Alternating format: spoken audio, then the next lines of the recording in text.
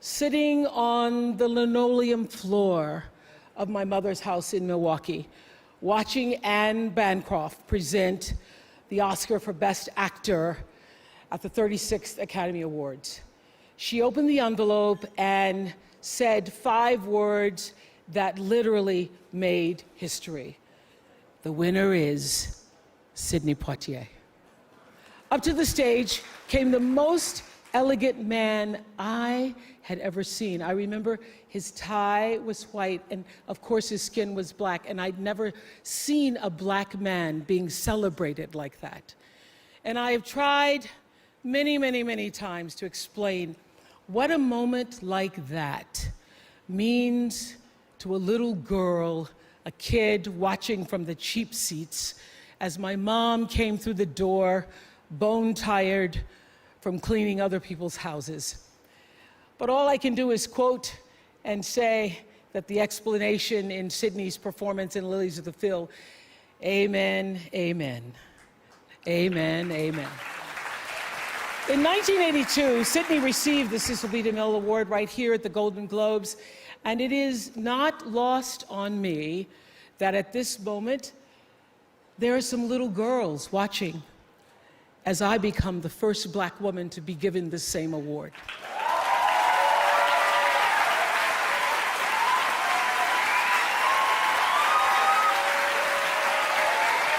It is an honor. It is an honor, and it is a privilege to share the evening with all of them, and also with the incredible men and women who've inspired me, who've challenged me, who've sustained me, and made my journey to this stage possible. Dennis Swanson, who took a chance on me for AM Chicago. Quincy Jones, who saw me on that show and said to Steven Spielberg, yes, she is Sophia in The Color Purple.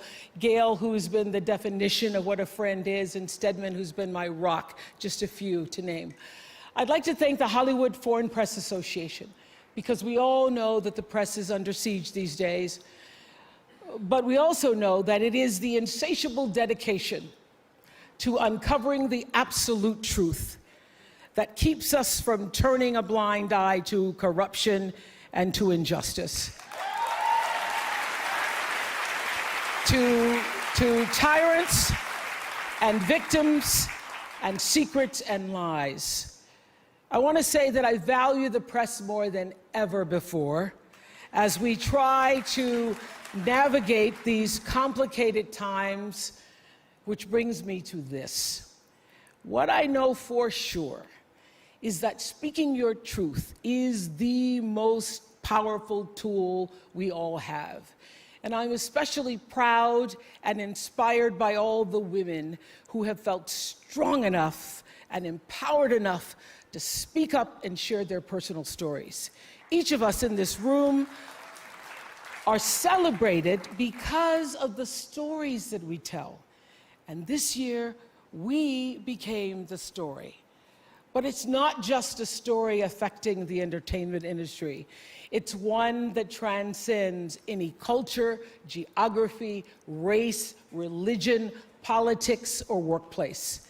So I want tonight to express gratitude to all the women who have endured years of abuse and assault because they, like my mother, had children to feed and bills to pay and dreams to pursue.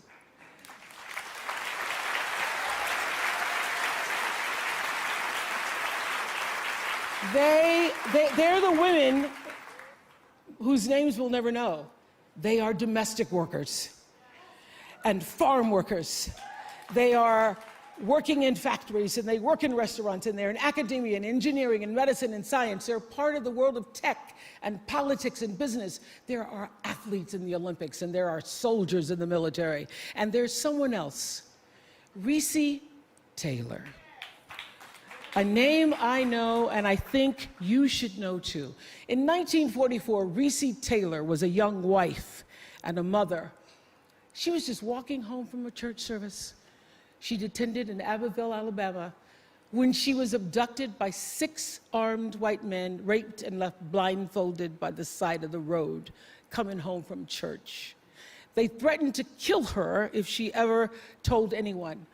But her story was reported to the NAACP, where a young worker by the name of Rosa Parks became the lead investigator on her case. And together, they sought justice. But justice wasn't an option in the era of Jim Crow.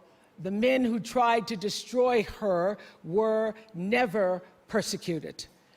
Reese Taylor died 10 days ago, just shy of her 98th birthday.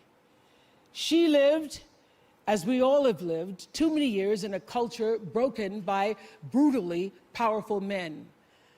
For too long, women have not been heard or believed if they dared to speak their truth to the power of those men. But their time is up.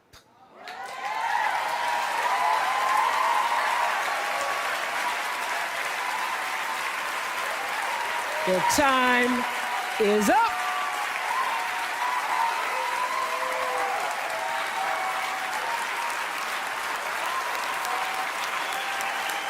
Their time is up. And I just hope that Reese Taylor died knowing that her truth, like the truth of so many other women who were tormented in those years, and even now tormented, goes marching on. It was somewhere in Rosa Parks' heart almost 11 years later when she made the decision to stay seated on that bus in Montgomery. And it's here with every woman who chooses to say, "Me too." And every man who chooses to listen. In my career, what I've always tried my best to do, whether on television or through film, is to say something about how men and women really behave, to say how we experience shame, how we love and how we rage, how we fail, how we retreat, persevere, and how we overcome.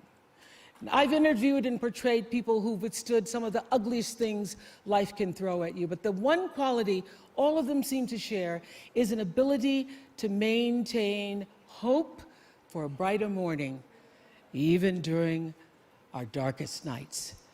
So I want all the girls watching here and now to know that a new day is on the horizon. And when that new day finally dawns,